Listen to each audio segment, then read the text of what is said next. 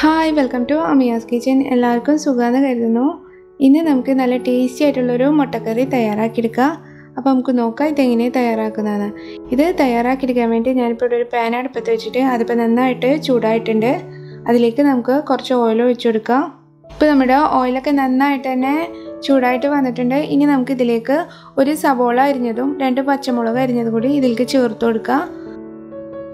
അതിൻ്റെ ഒപ്പം തന്നെ നമുക്ക് ഇതിലേക്ക് കുറച്ച് ഉപ്പും കൂടി ചേർത്ത് കൊടുക്കാം. സബോള ഞാനൊരു വലിയ സബോളയാണ് ഇവിടെ എടുത്തിട്ടുള്ളത്. അത് നന്നായിട്ട് കനം കുറച്ച് നീളത്തിൽ അരിഞ്ഞെടുത്തിട്ടുള്ളതാണ്. ഇത് നന്നായിട്ടൊന്ന് വാടി വരുന്നവരെ നമുക്കിതൊന്ന് വഴറ്റി കൊടുക്കണം.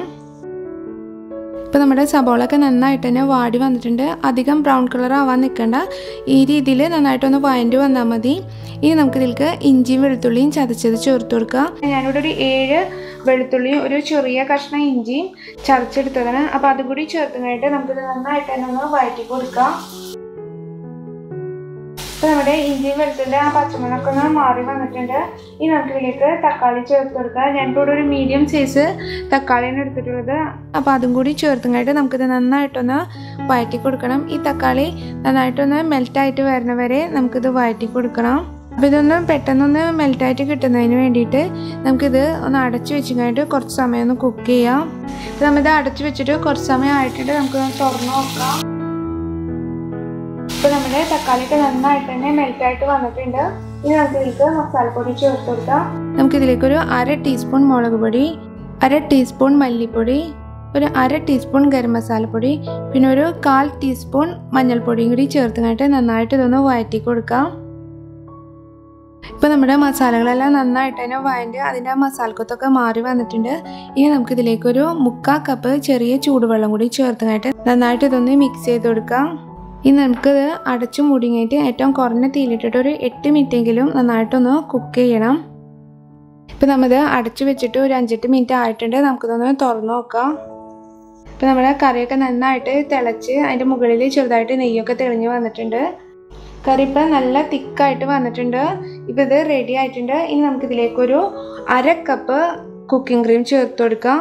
എന്നിട്ടിത് നന്നായിട്ട് തന്നെ ഒന്ന് മിക്സ് ചെയ്ത് കൊടുക്കാം. എന്നിട്ട് ഇതിലേക്ക് കുറച്ച് ഉപ്പും കൂടി നമുക്ക് ചേർത്ത് കൊടുക്കാം. നമ്മൾ ആദ്യം കുറച്ച് ഉപ്പ് ഇട്ടിട്ടുണ്ടായിരുന്നു. അപ്പോൾ കുറച്ച് ഉപ്പും കൂടി നമുക്ക് ഇതിലേക്ക് ചേർത്ത് കൊടുക്കാം. അതിൻ്റെ ഒപ്പം തന്നെ നമുക്കിതിലേക്ക് ഒരു 1.5 ടീസ്പൂൺ കസ്തൂരി മേത്തിയും കൂടിയും ചേർത്ത് കൊടുക്കാം. അപ്പോൾ അത് ചേർത്ത് കൊടുക്കുമ്പോൾ കയ്യിൽ ജസ്റ്റ് ഒന്ന് ക്രഷ് ചെയ്തതിനായിട്ട് ഇതിലേക്ക് ഇട്ട് കൊടുക്കാം. അതും കൂടി ചേർത്തതായിട്ട് ഇത് നന്നായിട്ടൊന്ന് മിക്സ് ചെയ്ത് കൊടുക്കാം.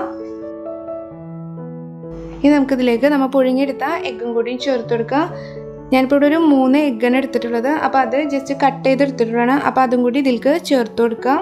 ഇത് ചെറുതായിട്ടൊന്ന് തിളച്ച് വന്നാൽ നമുക്ക് തീ ഓഫ് ചെയ്യാം. അധികം നേരം കുക്ക് ചെയ്യേണ്ട, ജസ്റ്റ് 1-2 തിള വന്നാൽ മതി. അപ്പോൾ നമുക്ക് തീ ഓഫ് ചെയ്യാം. ഈ സമയത്ത് നമ്മളെ കയ്യിൽ മല്ലിയില ഉണ്ടെങ്കിൽ കുറച്ച് മല്ലിയിലയും കൂടി ഇതിലേക്ക് ചേർത്ത് കൊടുക്കാം. ഇപ്പോൾ നമ്മുടെ കറി ചെറുതായിട്ടൊന്ന് തിളച്ച് വന്നിട്ടുണ്ട്. ഇനി നമുക്ക് തീ ഓഫ് ചെയ്യാം. ഇപ്പോൾ നമ്മുടെ നല്ല ടേസ്റ്റി ആയിട്ടുള്ള മുട്ടക്കറി റെഡി ആയിട്ടുണ്ട്. ശരിക്കും നല്ല ടേസ്റ്റി ആയിട്ടുള്ള ഒരു കറിയാണ്. ചപ്പാത്തിയുടെയും അപ്പത്തിൻ്റെയും പത്തിരിയുടെ കൂടെ ഒക്കെ കഴിക്കാൻ നല്ല ടേസ്റ്റാണ്. പറ്റുകയാണെങ്കിൽ എല്ലാവരും ഒന്ന് ട്രൈ ചെയ്ത് നോക്കിയിട്ട് തീർച്ചയായും നിങ്ങളുടെ അഭിപ്രായം അറിയിക്കുക. ഇഷ്ടപ്പെട്ടാൽ ഫാമിലീസിനും ഫ്രണ്ട്സിനും ഷെയർ ചെയ്യാൻ മറക്കരുത്. അതുപോലെ ലൈക്ക് ചെയ്യാനും സബ്സ്ക്രൈബ് ചെയ്യാനും മറക്കരുത്. താങ്ക്